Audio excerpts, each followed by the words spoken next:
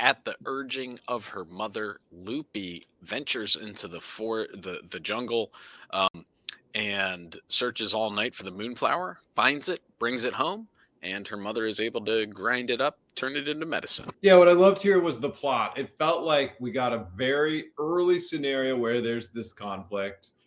First of all, we're in a kind of paradise. Everyone knew each other and helped care for each other. We get all the family.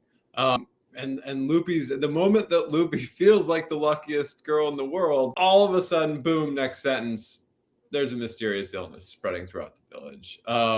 We get that people around her were ill. One thing that I was a little curious was her two little remedies were helping.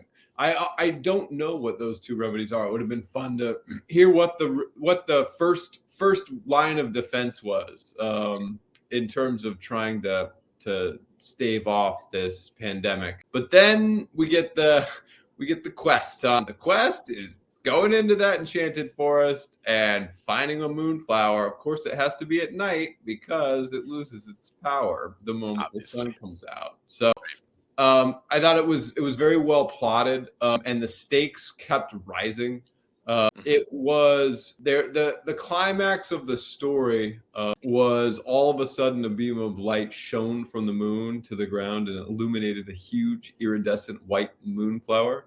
Hmm. It would have been nice. It's like the forest was just a forest. It would have been fun to have maybe there's an obstacle in the way. There's some other Hmm. obstacle, but she plucks the flower and gets it back. So that seems like Yeah. a missed opportunity to get a little bit more attention, Hmm. making the payoff all the more, I don't know, cathartic or Yeah. significant. But I thought it was well plotted overall. The characters felt realized, the stakes were high. I don't know. What did you think? Yeah, I think you're really hitting the nail on the head there, especially with like the pacing was good, the plot was good.